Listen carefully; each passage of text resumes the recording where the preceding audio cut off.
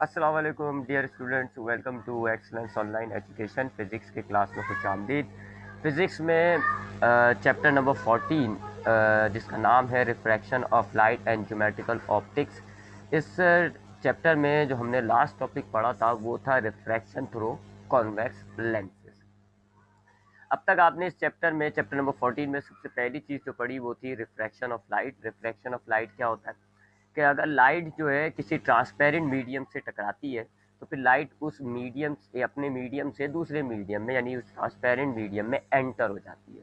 और जब light enter होती है तो उसकी वेलोसिटी और उसकी डायरेक्शन दोनों में तब्दीली आती है, बोथ चेंजेस। इस फिनोमिना को हम रिफ्रैक्शन ऑफ लाइट कहते हैं। मिसाल के तौर पे ये आपके पास एक ग्लास स्लैब है और ट्रांसपेरेंट है। अब ग्लास स्लैब के अंदर एक अलग मीडियम हो गया, इसको आप सेकंड मीडियम कह लें, और बाहर जो है एयर है जिसको आप फर्स्ट मीडियम कहेंगे। तो जब लाइट फर्स्ट मीडियम से ट्रांसपेरेंट मीडियम से टकराएगी तो अब लाइट इस सेकंड मीडियम में एंटर हो जाती है। अब जब एंटर होगी तो लाइट की वेलोसिटी और लाइट की डायरेक्शन दोनों तब्दील हो जाती है।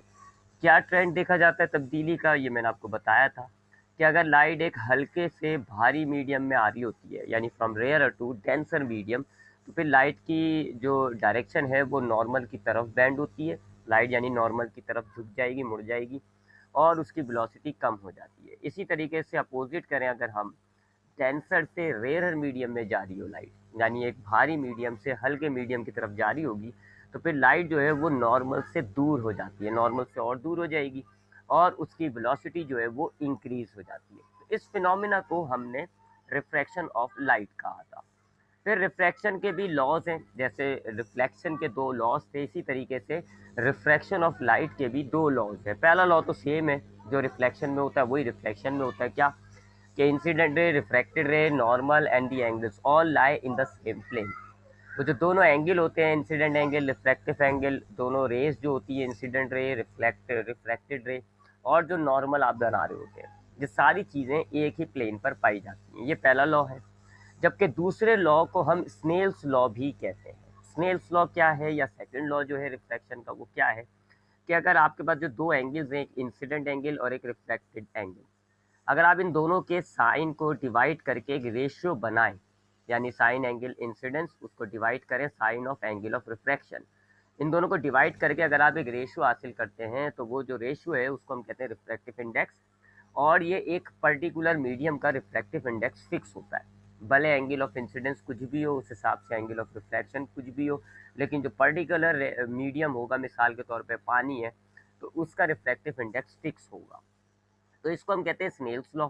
और रिफ्रैक्टिव इंडेक्स मालूम करने का एक और फॉर्मूला मैंने आपको बताया था, velocity of light in air divided by the velocity of light in the medium.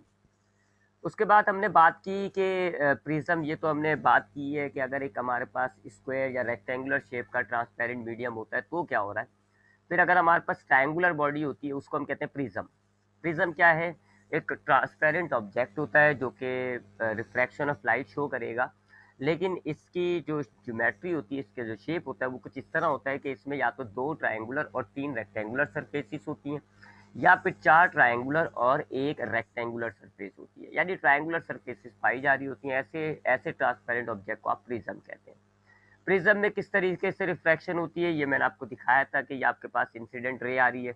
अब चूंकि ये एक डेंसर मीडियम की तरफ मुड़ रही है, एंटर हो रही है, तो ये जो है नॉर्मल से दूर जाएगी। It bends away from the normal because it enters into the denser medium. उसके बाद जब ये डेंसर से बाहर हवा में आ रही है तो ये डेंसर से रेयर की तरफ जा रही है, तो फिर क्या होता है, ये नॉर्मल से दूर जाती है, सॉरी यहाँ नॉर्मल से करीब आई है, यहाँ नॉर्मल से दूर जाती है। तो ये आपके पास इसका पैसेज आ गया। फिर हमने बात की थी प्रिज्म के बाद लेंसेज की। लेंसेज क्या होते हैं, प्रिज्म की तरह ट्रांसपेरेंट ऑब्जेक्ट होते हैं। प्रिज्म्स की तरह रिफ्रैक्शन ऑफ लाइट तो शो करेंगे, लेकिन ये प्रिज्म की तरह ट्रायंगुलर सरफेसेस नहीं होती, ये स्फेरिकल सरफेसेस होती है, यानी कम से कम इनका एक साइड जो है वो स्फेरिकल नजर आएगा, यानी थोड़ा सा कर्व होगा। आर्क जैसे आप बनाते हैं ना, ऐसा आर्क, या तो ऐसा आर्क या ऐसा आर्क, ऐसे आर्क की तरह का इसका एक कम से कम एक सरफेस होगा। दोनों भी हो सकते हैं लेकिन एटलीस्ट वन ज़रूर होगा। तो ऐसे ट्रांसपेरेंट ऑब्जेक्ट को जिनका कम से कम एक साइड जो होता है, एक सरफेस जो होता है वो स्फेरिकल होता है, उनको हम कहते हैं लेंसेज। ये हमारे पास लेंसेज की टाइप्स थी। दो तरह के मेजर लेंसेज होते हैं, एक कहलाता है कॉन्वेक्स लेंस, एक कहलाता है कॉनकेव लेंस। कॉन्वेक्स लेंस क्या होता है जी? एक ऐसा लेंस जो कि बीच में से आपको मोटा लगेगा, किनारों से पतला होता है। ठीक है, जैसे नीचे की 3 डायग्राम्स देखें, इन तीनों लेंस को हम कॉन्वेक्स कहेंगे क्योंकि बीच में से ये तीनों थिक है। ठीक है जी। जबकि कॉनकेव क्या होते हैं? ऐसे लेंसेज जो बीच में से पतले होते हैं। ये तीनों लेंसेज जो हैं ये तीनों कॉनकेव है, देख लीजिए, बीच में से पतले होते हैं, किनारों से थोड़े मोटे होते हैं। एक और बात वो ये है कि कॉन्वेक्स लेंस को हम कन्वर्जिंग लेंस कहते हैं क्योंकि इनमें से अगर आप पैरेलल रेज गुजारते हैं तो वो एक पॉइंट पर आके मिल जाती है। ठीक है, उसको हम कहते हैं प्रिंसिपल फोकस, इसलिए आप इसको कन्वर्जिंग लेंस कह रहे हो। जबकि कॉनकेव डाइवर्जिंग क्यों कहलाता है? क्योंकि जब इसमें से पैरेलल रेज आएंगी तो वो डाइवर्ज हो जाती हैं। कुछ इस तरह का मामला है कि ये कॉन्वेक्स लेंस है, तो अगर ये पैरेलल रेज आएंगी तो ये ऐसे एक पॉइंट पर आके फोकस हो जाती हैं ऐसे, इसको हम कहते हैं एफ प्रिंसिपल फोकस। तो ये चूंकि एक पॉइंट पर तमाम रेज को मिला रहा है, इसलिए हमने इसको कन्वर्जिंग लेंस भी कहा था। जबकि कॉनकेव जो होता है वो पैरेलल रेज को ऐसे बिखेर देता है, दूर दूर कर देता है। तो ये चूंकि डाइवर्ज कर रहा है, बिखेर रहा है, तो इसलिए हम इसको डाइवर्जिंग लेंस भी कहते हैं। उसके बाद इनकी मजीद 3 टाइप्स हैं, ये नीचे आपके सामने है, ये भी एक्सप्लेन किया गया था। फिर हमने बात की कि कॉन्वेक्स लेंस से कैसे रिफ्रैक्शन होता है। तो मैंने आपको बताया था कि कॉन्वेक्स लेंस से रिफ्रैक्शन के लिए हमें 3 रेस को ऑब्जर्व करना पड़ेगा। पहली ये कि अगर हमारे पास ऑब्जेक्ट से, ये ऑब्जेक्ट है जी, ऑब्जेक्ट से अगर एक पैरेलल रे आ रही होती है तो फिर वो रिफ्लेक्ट होकर प्रिंसिपल फोकस से गुजर जाती है। दूसरी रे अगर हमारे पास प्रिंसिपल फोकस से आ रही है तो वो लेंस से रिफ्लेक्ट होकर पैरेलल हो जाएगी। और तीसरी रे अगर हमारे पास ओ से गुजरती है तो फिर वो अनरिफ्लेक्टेड रहती है जी, वो एज इट इज निकल जाती है। तो ये 3 रेज ध्यान में रखनी होती है, उसके हिसाब से फिर हम रे डायग्राम और इमेज की प्रॉपर्टीज को देखते हैं। ठीक है, तो ये आपके जहन में है, ये सारी रे डायग्राम्स आपको बताई थी मैंने मिरर के अंदर भी और लेंस के अंदर भी, कि हम ये लेंस बना रहे हैं। जैसे लेंस की अगर हम बात करें तो लेंस है जी, ये प्रिंसिपल फोकस है, ये 2f है, दोनों साइडों पे होगा और सेम डिस्टेंस होता है, यानी 2f और f के दरमियान जितना भी फासला है वही आपने f और o के दरमियान रखना है, वही यहाँ पर होता है, सेम डिस्टेंस होगा। अगर ये 2 सेंटीमीटर है तो ये भी 2, ये भी 2, ये भी 2। तो ये 3 रेज जहन में रखते हैं। फिर हमने मुख्तलिफ इमेजेस बनाई, हमने बियॉन्ड 2f से पीछे रखा, तो जो इमेज बना वो real inverted small in size था और f और 2f के बीच में रखा। फिर हमने थोड़ा सा ऑब्जेक्ट को आगे मूव किया, 2f पे लेके आया तो हमारा इमेज भी 2f पे बना, रियल था, इन्वर्टेड था और सेम साइज का था।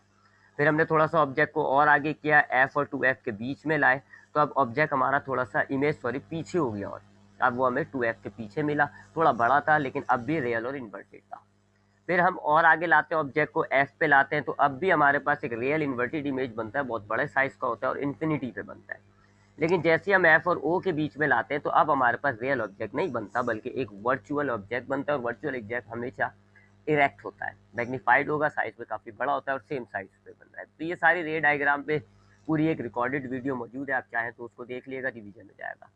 अब हम आज बात करेंगे सबसे पहले रिफ्रैक्शन थ्रू कॉनकेव लेंस। ठीक है, हमने कॉन्वेक्स लेंस को देख लिया था, अब हम कॉनकेव लेंस की बात करते हैं। मैंने अभी आपको बताया कि अगर हमारे पास कॉन्वेक्स लेंस होता है तो उसमें से पैरेलल रेज अगर गुजर रही होती हैं तो वो एक पॉइंट पर आके मर्ज हो जाती हैं, जिसको आप कहते हो एफ। ठीक है, ये हमने रे डायग्राम में भी देखा था कि हमारे पास पैरेलल रे है तो वो एफ से गुजर रही होती है। ठीक है, ये वही वाला मामला है, ये सारी रेज जो है वो एफ से गुजर रही हैं, तो यूँ तीनों यहाँ पर इसका इमेज बनता है। तो इसको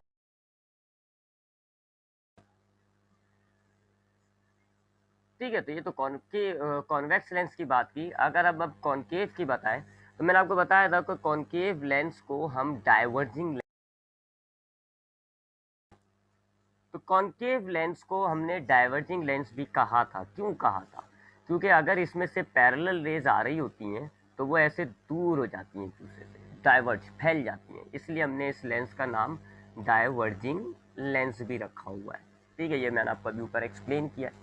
अच्छा, अब ये किस एंगल से डाइवर्ट कर रही होती है? ये ऐसे ही नहीं है कि अपने पास से कोई सी भी हमने ये रे ली और हमने इसको ऐसे डाइवर्ट कर दी, नहीं, it is divert from a particular point, और वो पर्टिकुलर पॉइंट क्या होता है जी? एफ। वो जो प्रिंसिपल फोकस होता है ये उस हिसाब से डाइवर्ट करती है। मिसाल के तौर पे ये आपके पास कॉनकेव लेंस है जी, ठीक है, और ये इसका ओ पॉइंट है, ये इसका एफ पॉइंट है। अब यहाँ पर आपके पास एक ऑब्जेक्ट है, ये पैरेलल रे आई, अब ये जो डाइवर्ज करेगी, ये डाइवर्ज करेगी यानी कि ये ऐसे जानी है जी, ऐसे दूर हो जानी है, प्रिंसिपल एक्सिस से ये दूर हो जाएगी। अब ये जो डाइवर्ज होगी ये इस एफ के एतबार से होगी, ठीक है। यानी अगर मैं इस एफ से एक अपने अंदाजे के लिए एक वर्चुअल लाइन बनाऊं तो ये ऐसे डाइवर्ज करेगी, ठीक है। इसी तरीके से सपोज करें जी कि एक पैरेलल रे होती जी, ये आ रही है पैरेलल रे। अब ये पैरेलल रे डाइवर्ज करेगी कैसे, एफ के एतबार से, ये एफ के हिसाब से ऐसे डाइवर्ज करेगी, ठीक है। तो ये बात ज़रा ध्यान में रखिएगा कि हमारे पास कॉन्केव लेंस एक ऐसा लेंस होता है जो कि पैरेलल रेस को एक प्रिंसिपल एक्सिस से दूर कर देता है, फैला देता है, डाइवर्ज कर देता है। और जब ये डाइवर्ज करेगा तो ये किस रिस्पेक्ट से करेगा, प्रिंसिपल फोकस के रिस्पेक्ट से करता है, ठीक है। तो उसके लिए आप चाहे तो प्रिंसिपल एफ पर से एक डॉटेड लाइन बना दो। तो अब हम देखते हैं जी कि हमारे पास जो कॉन्केव लेंस है ये किस तरह से रिफ्लेक्शन शो करता है। अब इसकी एक मज़ेदार बात यह है कि कॉन्वेक्स लेंस की तरह, जैसे कॉन्वेक्स लेंस में तो आपने देखा था ना कि ऑब्जेक्ट की पोजीशन हम रख रहे हैं तो उस हिसाब से इमेज डिफरेंट डिफरेंट बन रहा था। अगर हम ऑब्जेक्ट को दूर रख रहे हैं तो इमेज छोटा हो रहा है, जैसे जैसे ऑब्जेक्ट को हम करीब लेकर आ रहे थे इमेज आपका बढ़ता जा रहा था, दूर होता जा रहा था। और एक टाइम आया था कि इमेज आपका जो है रियल भी नहीं रहा था, वर्चुअल हो गया था, ठीक है जी। ये आखिरी पॉइंट, जब हम एफ और ओ के बीच में रखते हैं तो इमेज हमारा वर्चुअल भी नहीं रहता, रियल भी नहीं रहता, वर्चुअल हो जाता है। यानी कि कॉन्वेक्स लेंस के अंदर हमारे पास जो इमेज बन रहा होता है उसकी करेक्टरिस्टिक डिपेंड करती है कि हमारा ऑब्जेक्ट कहाँ पर है। ऑब्जेक्ट के हिसाब से इमेज बनेगा और उसकी अपनी पर्टिकुलर करेक्टरिस्टिक्स होंगी। लेकिन कॉन्केव लेंस के साथ ऐसा मामला नहीं है। कॉन्केव लेंस के साथ जब भी आप ऑब्जेक्ट को भले किसी भी पोजीशन में रखो, किसी भी पोजीशन में रखोगे उसका इमेज बनेगा वर्चुअल, और वर्चुअल होगा तो जाहिर बात है इरेक्ट होगा।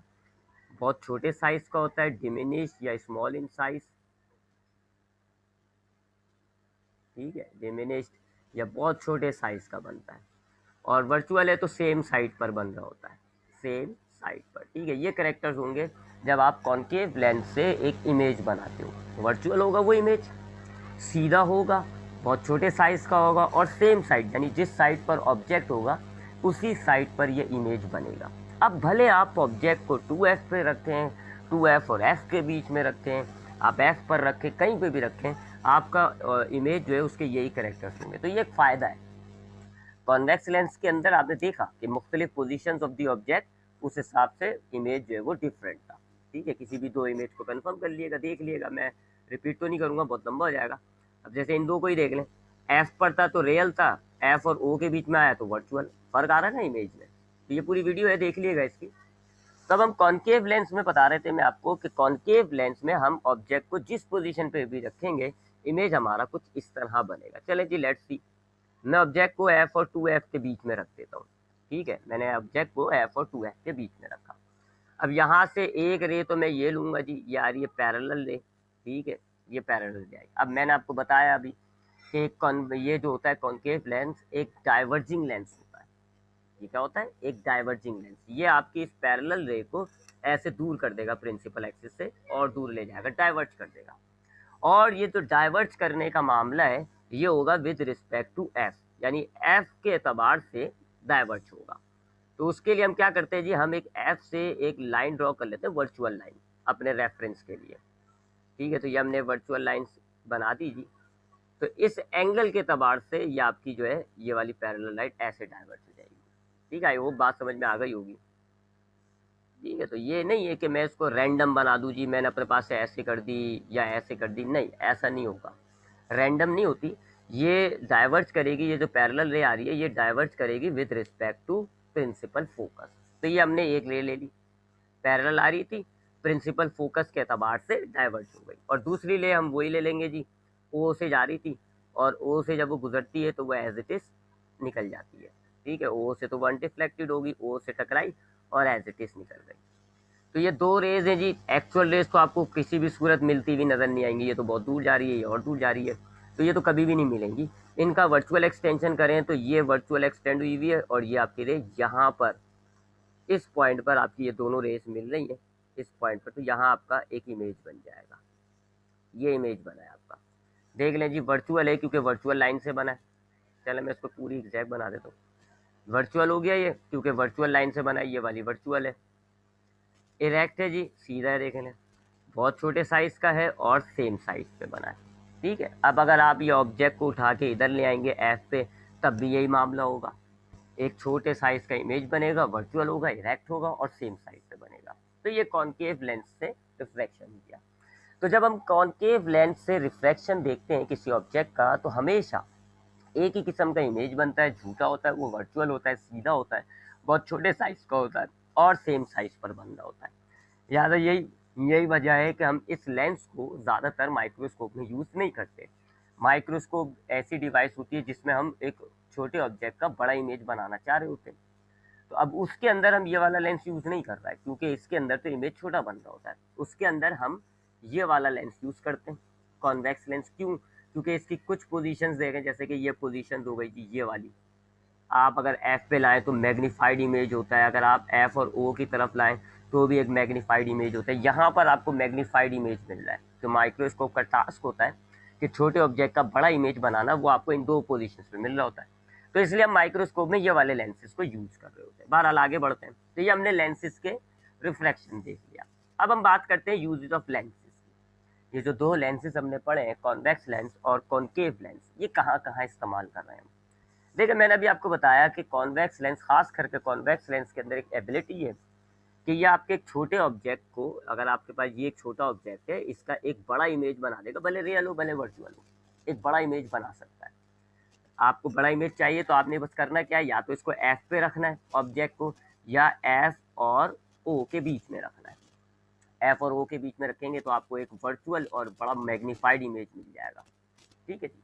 तो कॉन्वेक्स लेंस की एक सलाहियत है कि ये हमारे छोटे छोटे ऑब्जेक्ट्स के बड़े बड़े इमेज बना सकता है। 1 सेंटीमीटर का ऑब्जेक्ट है, उसको 10 सेंटीमीटर का इमेज बना देगा। तो ये एबिलिटी हम यूज़ करते हैं फिर।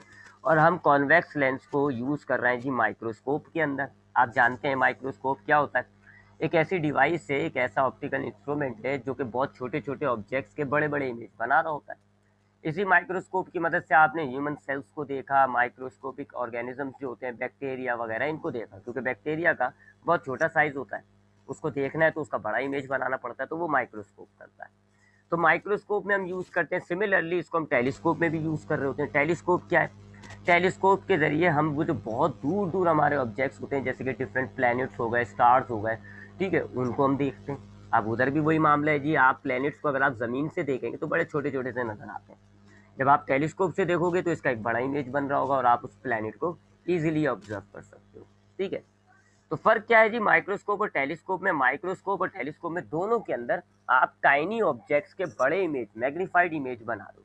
बस माइक्रोस्कोप में आपने ऑब्जेक्ट को करीब रखना है, आपका ऑब्जेक्ट करीब है, जबकि टेलीस्कोप में आपका जो ऑब्जेक्ट है वो बहुत दूर है, बहुत ही दूर है जी, प्लैनेट्स वगैरह। तो बस एक दूर की चीज़ को अगर आपने उसका बड़ा इमेज बनाना है, टेलीस्कोप यूज़ करना है। करीब की चीज़ का एक बड़ा इमेज बनाना है तो माइक्रोस्कोप यूज़ करना है। इसके अलावा इसको हम कैमरे के तौर पे भी, कैमरे में भी लेंस को यूज़ करते हैं, क्योंकि आपने देखा है कि रियल इमेज बन रहा होता है। अक्सर हम जब कॉनकेव लेंस के अंदर सारी पोजीशंस में बस एक छोड़ के, ये वाली पोजीशंस को छोड़ के, इसमें वर्चुअल इमेज बन रहा है। बाकी तमाम इमेज आप पोजीशंस में देख लें, हमारे पास रियल ऑब्जेक्ट बनता है, रियल इमेज सॉरी। अब ये रियल इमेज क्या होता है, मैंने आपको बताया था। रियल इमेज ऐसा इमेज होता है जो स्क्रीन पे लिया जा सकता है, वो असली होता है, वो स्क्रीन पर किसी फिल्म पर लिया जा सकता है। तो यूँ हम कैमरे में इसको इस्तेमाल करते हैं, क्योंकि हमारे पास एक ऑब्जेक्ट खड़ा हुआ होता है, हम उसकी तस्वीर खींचते हैं तो उसका एक रियल इमेज हमारी फिल्म पर आ जाता है, और फिर उस फिल्म को, उस नेगेटिव को हम जब धोते हैं तो हमारे पास एक तस्वीर आ जाती है। ठीक है। तो रियल ऑब्जेक्ट के रियल इमेजेस कैच करने के लिए हमने कैमरे में कॉन्वेक्स लेंस को यूज़ किया हुआ है। इसके अलावा हमारे आँखों के अंदर भी लेंस यूज़ हो रहा है, वहाँ पर भी यही मामला है कि जब हम किसी ऑब्जेक्ट को देखते हैं तो हमारी आँखों के पीछे उसका एक इमेज बनता है, वो रियल इमेज होता है।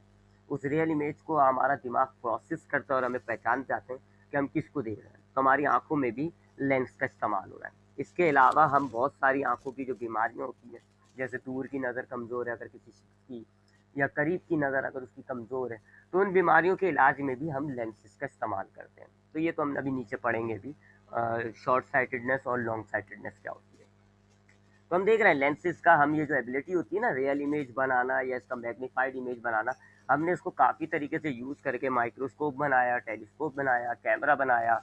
इवन कि हमारे आँखों के लेंस में भी अल्लाह ने ही लेंस के ज़रिए हमारी आँखों के अंदर का जो फंक्शन है उसको परफॉर्म करवाया। और उसके अलावा हम बहुत सारी आइज़ रिलेटेड, इमेज रिलेटेड जो डिजीज़ होती हैं उनका भी हम इलाज करते हैं। अब ज़रा कैमरे की थोड़ी सी वर्किंग के हवाले से बात कर लेते हैं।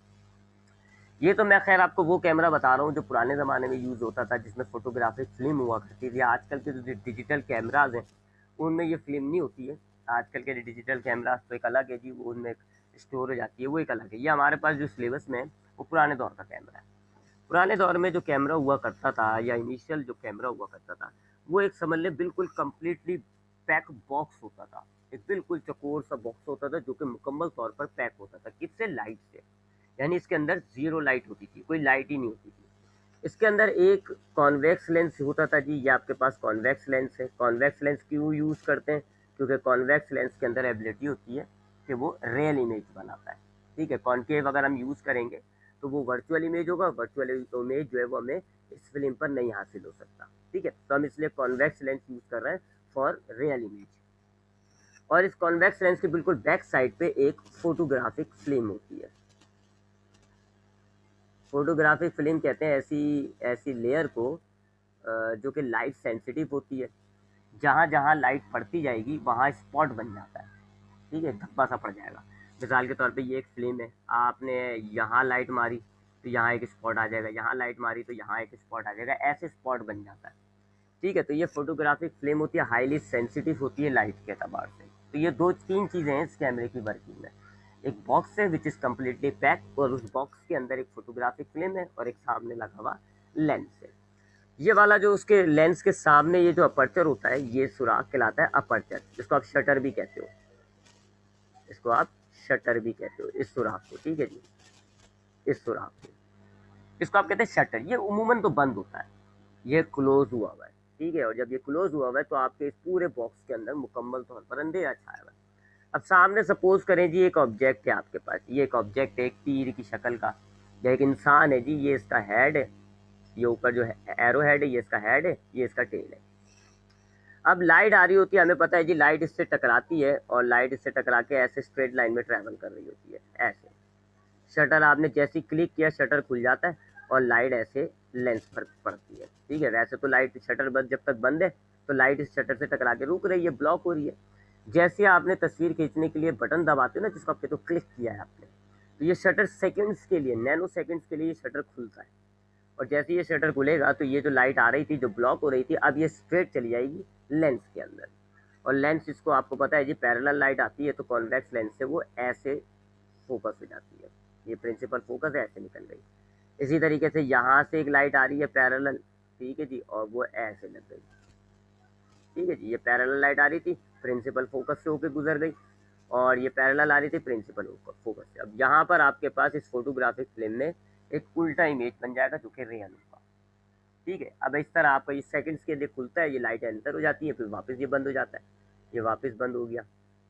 अब इस दौरान जब ये लाइट आई तो लाइट ने क्या करा, कॉन्वेक्स लेंस ने इस लाइट को ऐसे फोकस करके फिल्म पर एक छोटा सा इमेज बना दिया। बड़ा छोटा होता है इमेज, और इसलिए आप देखते हो कि 6-6 फुट के इंसान होते हैं, लेकिन जब उसके फोटो बनती है तो दो एक एक यानी कि 8-10 सेंटीमीटर की इमेज बन रही होती है, छोटी।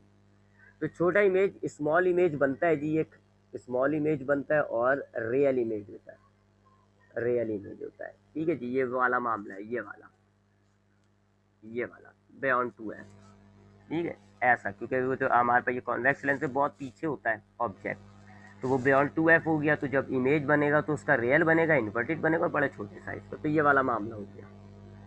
तो ऐसे हमारे पास एक फोटोग्राफिक फिल्म में इसका एक रियल, इन्वर्टेड और स्मॉल इमेज आ जाता है। फिर हम इस स्क्रीन को धो देते हैं, इस इमेज को धो देते हैं फिल्म को, और हमें वो तस्वीर पर कागज इमेज हासिल कर लेते हैं। ठीक है, ऐसे कैमरे की वर्किंग की गई थी। तो ये तो हो गया जी ऑप्टिकल कैमरा जो हमारे पास पहले दौर में यूज़ होता था। अब हमने एक तो हमने ये देख लिया जी, ऑप्टिकल कैमरा देख लिया। माइक्रोस्कोप और टेलीस्कोप तो हमारा रिड्यूस हो गया सिलेबस में, लिहाजा इसको तो हम नहीं देख रहे हैं। वैसे ही आपकी बुक में मौजूद है, लेकिन इसको हम नहीं देखेंगे।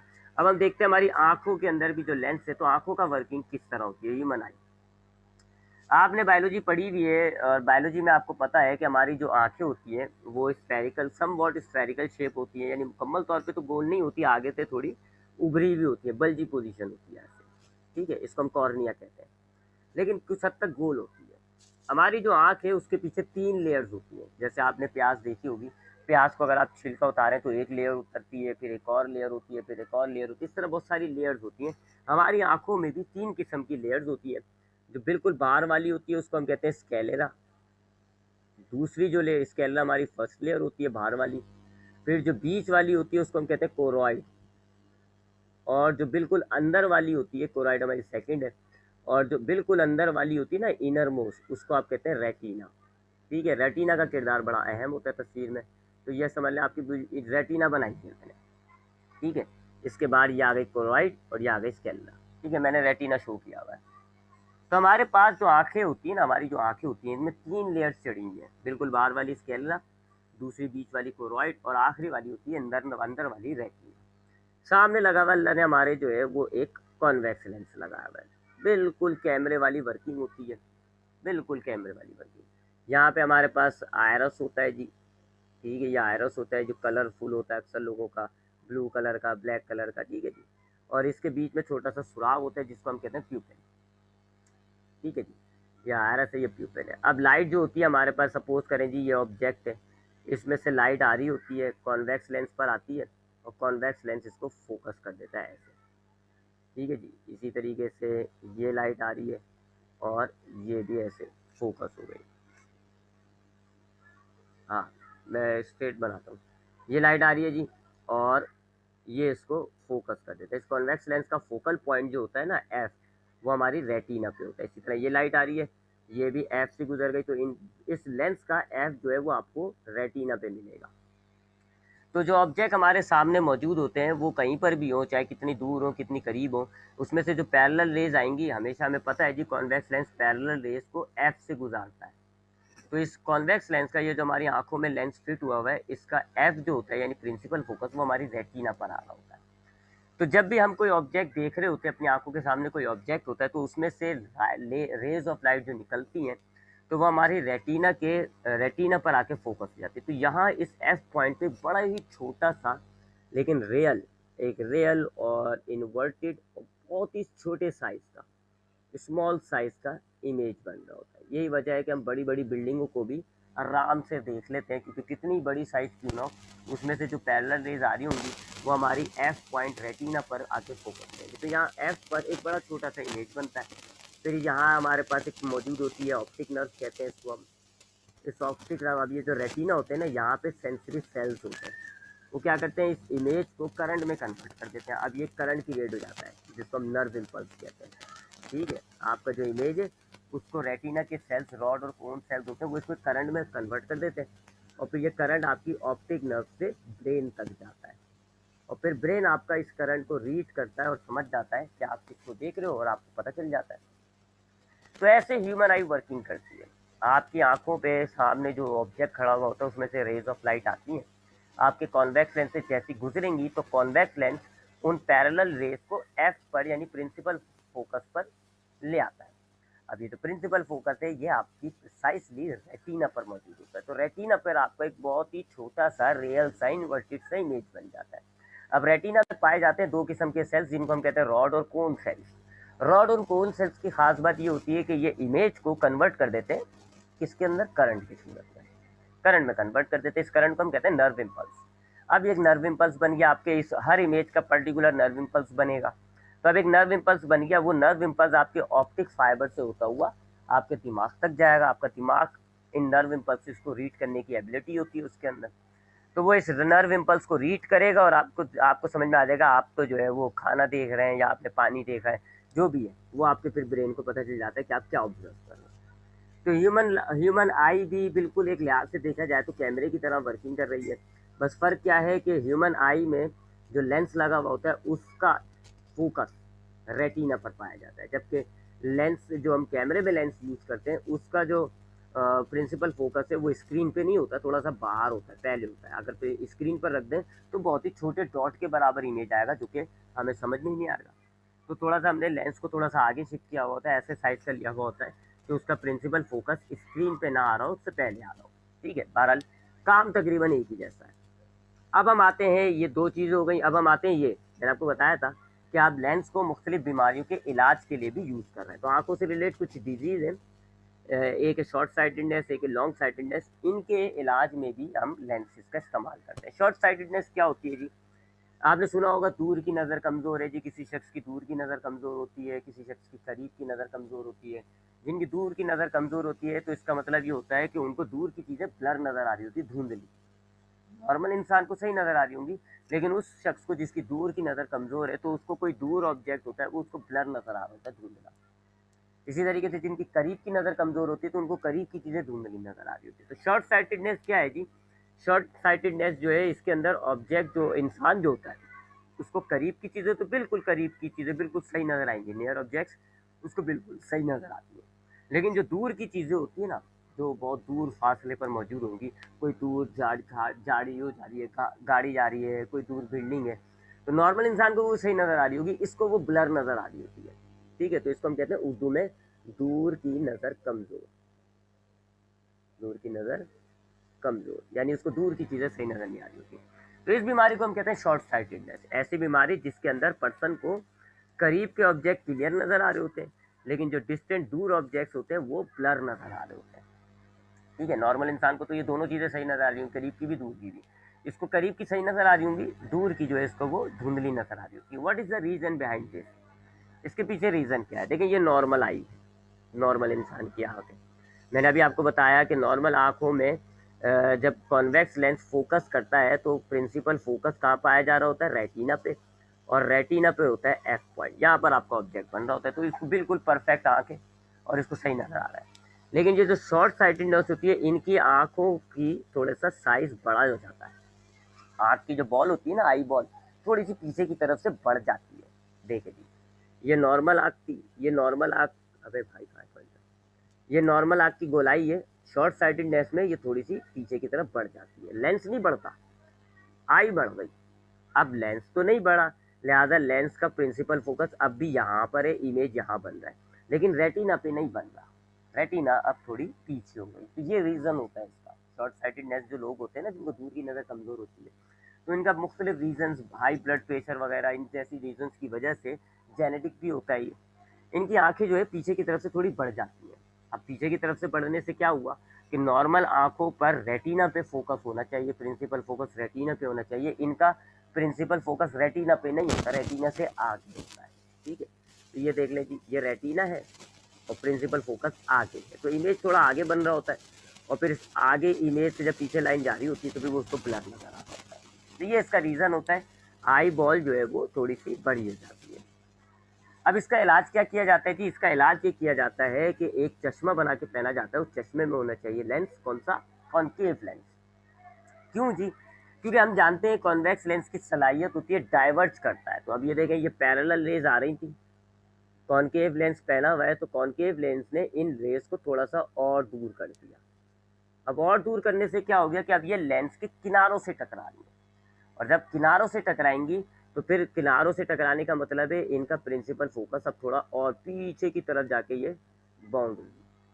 तो ये थोड़ा सा किनारों से टकराती है ना, जैसे एंगल है। अगर आपके पास ये जी, यहाँ से टकरा रही है बॉल, यहाँ जा रही है, अगर यहाँ से टकराएगी तो फिर इसी एंगल से मुड़ेगी, लेकिन थोड़ा सा आगे चली जाएगी। तो ये इसका इलाज ढूंढा था लोगों ने, क्या जी? Convex lens, concave lens use करना शुरू कर दिया। कॉन्केव लेंस लाइट को थोड़ा सा डाइवर्ट कर देती है, और फिर जब वो लेंस के किनारों से टकराएगी और फिर जब वो बैंड करेगी तो बैंड होने के बाद प्रिंसिपल फोकस थोड़ा पीछे चला जाता है और बिल्कुल रेटिना पर आ जाता है। तो यूँ वो चश्मा लगाकर उनको सही नज़र आ रहा होता है। तो ये है पहली बीमारी जिसको हम कहते हैं शॉर्ट साइटेडनेस। दूसरी बीमारी लॉन्ग साइटेडनेस, ये बिल्कुल उसकी अपोजिट है शॉर्ट साइटेडनेस की। इसको हम कहते हैं उर्दू के अंदर करीब की नज़र कमज़ोर होना। करीब की नज़र कमज़ोर यानी इसको करीब का सही नज़र नहीं आएगा। तो देख ले जी, इनको दूर के ऑब्जेक्ट तो क्लियर नज़र आते हैं, लेकिन जो करीब के ऑब्जेक्ट होते हैं वो धुंधले नज़र आ रहे होते हैं। इसका रीज़न क्या है जी? इनकी आंखों में, वही देख लें जी, ये प्रिंसिपल फोकस रेटिना में होना चाहिए था, लेकिन इनकी आई बॉल शॉर्ट हो जाती है और थोड़ी सिकुड़ जाती है। ये नॉर्मल आई बॉल थी, ये पीछे हो गई, देखें सिकुड़ गई।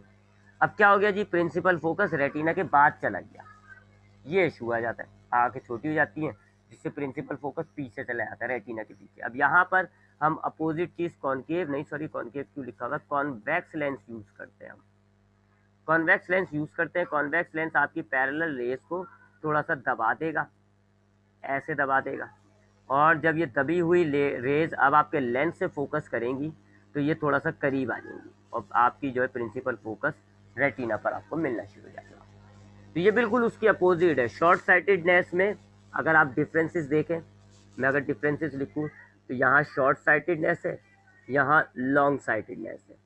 शॉर्ट साइटेडनेस में जो है नियर ऑब्जेक्ट्स क्लियर नज़र आ रही हैं उसको, ठीक है, इनको नियर ऑब्जेक्ट्स जो है, करीब की ऑब्जेक्ट्स जो है वो ब्लर नज़र आ रही है। इसमें डिस्टिंक्ट ऑब्जेक्ट यानी दूर वाली जो ऑब्जेक्ट है वो इनको ब्लर नज़र आती हैं, जबकि इनके अंदर दूर वाली ऑब्जेक्ट जो है वो क्लियर नज़र आती है। इनका रीज़न क्या है, आई बॉल जो होती है, आई वो बढ़ जाती है साइज में, एलोंगेट हो जाती है। और इनका रीज़न क्या है कि आई बॉल जो है, आई बॉल वो शॉर्ट हो जाती है, थोड़ी सी छोटी हो जाती है। इसके इलाज में हम कॉनकेव लेंस यूज़ करते हैं, इनके इलाज में हम कॉन्वेक्स लेंस यूज़ करते हैं। तो दोनों एक दूसरे की अपोजिट हो गए, ठीक है जी। उसके बाद हमने ये लेंसेज का टॉपिक हमारा यहाँ तकरीबन वाइंड अप हो जाता है। हमने लेंसेज पढ़ लिए, दो किस्म के लेंसेज होते हैं, कॉन्वेक्स और कॉनकेव, दोनों को भी स्टडी कर लिया। फिर हमने देखा कि लेंसेज कहाँ इस्तेमाल किए जा रहे हैं, जहाँ जहाँ इस्तेमाल किए जा रहे हैं उसमें से हमने आई को स्टडी किया, उसको कैमरे को स्टडी किया। फिर आँखों से रिलेट दो डिजीज़ हमने देखी जी, लॉन्ग साइटेडनेस और शॉर्ट साइटेडनेस, दोनों में क्या इशू होता है और फिर क्या इलाज किया जाता है, ये भी हमने देखा। अब हम बात करते हैं छोटे छोटे से 2-3 टॉपिक्स है जी, एक मैग्निफिकेशन है और एक साइन कन्वेंशन है, फिर ये चैप्टर हमारा खत्म हो जाएगा।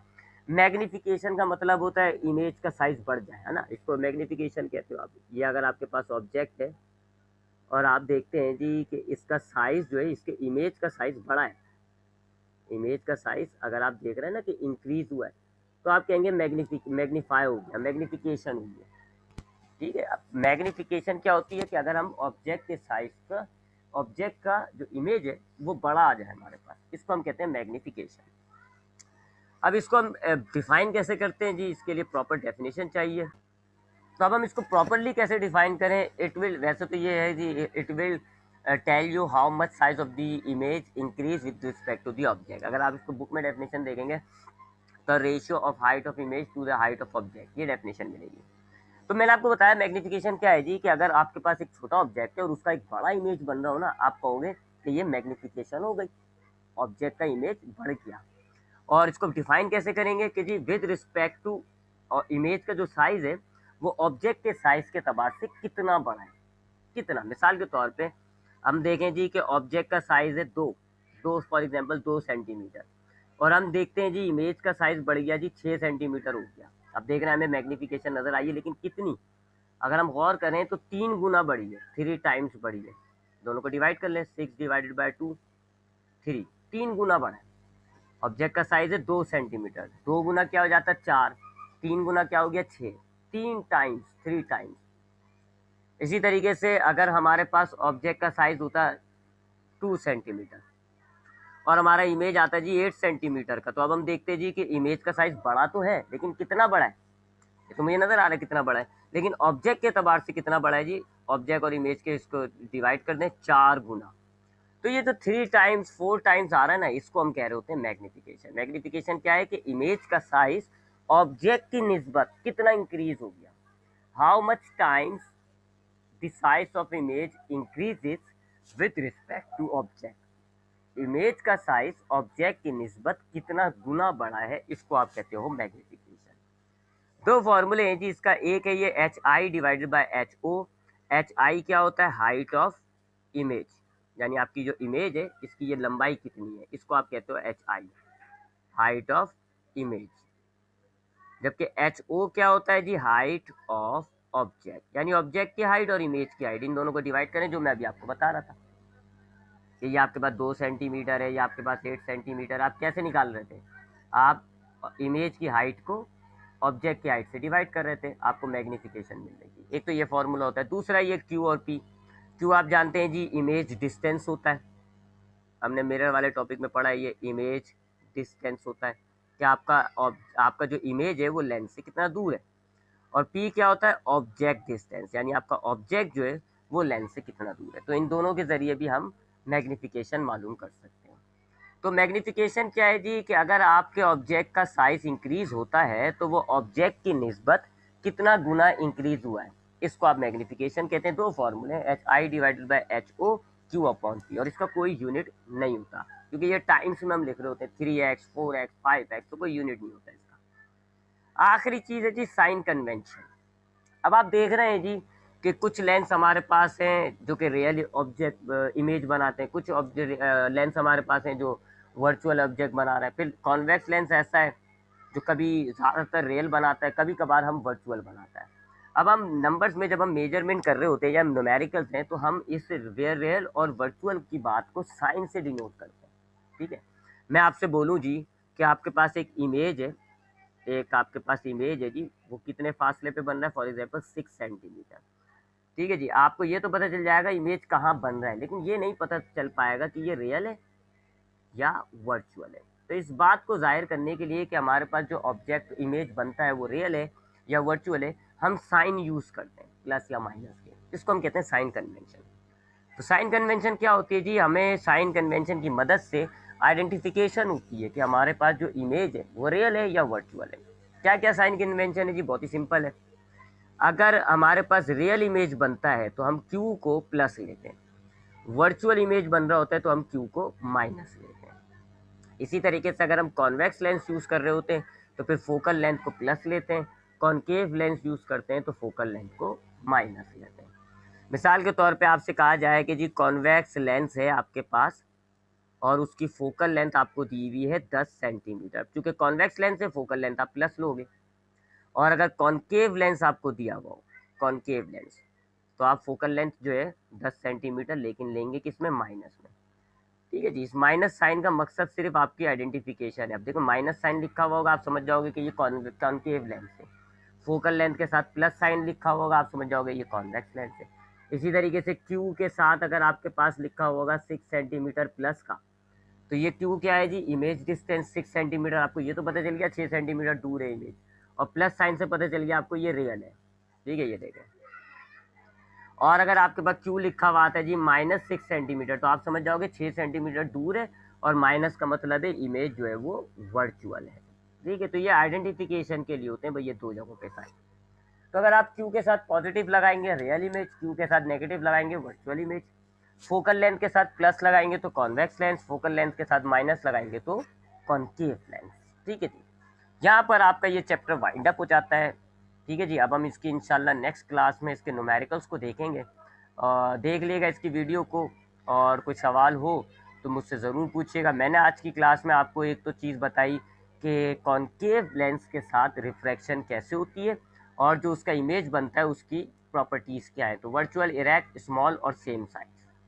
फिर मैंने आपको लेंसेज के इस्तेमाल बताया, माइक्रोस्कोप, टेलीस्कोप, कैमरा, आँख और बीमारियों के इलाज, जिसमें से मैंने डिस्कस किया कैमरा, कैमरे के अंदर लेंस किस तरह इस्तेमाल हो रहा है, ह्यूमन आई में लेंस कहाँ पर मौजूद है और कैसे इस्तेमाल हो रहा है। फिर जो दो बीमारियाँ थी, एक शॉर्ट साइटेडनेस, एक लॉन्ग साइटेडनेस। शॉर्ट साइटेडनेस क्या होती है और लेंस की मदद से हम इसको कैसे सही करते हैं और इसका रीज़न क्या है। इसी तरह लॉन्ग साइटेडनेस क्या है, करीब की नज़र कमज़ोर होना, करीब की चीज़ें सही नज़र नहीं आती। इसका रीज़न क्या है, आँख का साइज़ छोटा हो जाना। इसको सही कैसे किया जाता है, कॉन्वेक्स लेंस को यूज़ किया जाता है। मैग्नीफिकेशन बताइए जी, इसके दो फॉर्मूले आप नोट डाउन कर लिएगा, सवाल में न्यूमेरिकल्स में यूज़ होंगे, HI/HO और Q/P। और साइन कन्वेंशन बताई कि प्लस Q होगा कब, जब रियल इमेज होगा, माइनस Q कब होगा, जब वर्चुअल इमेज होगा। कॉन्वेक्स लेंस है तो फोकल लेंथ प्लस में लिखोगे आप, कॉनकेव लेंस है तो फोकल लेंथ आप माइनस में लिखोगे। यहाँ आपका ये चैप्टर ख़त्म हो जाता है। इंशाल्लाह नेक्स्ट क्लास में हम इस चैप्टर के न्यूमेरिकल्स को स्टार्ट करेंगे। रिकॉर्डिंग को देख लिएगा, कोई सवाल हो तो ज़रूर पूछिएगा। इंशाल्लाह अगली क्लास में मुलाकात होगी। ख्याल रखिएगा अपना, अल्लाह हाफ़िज़।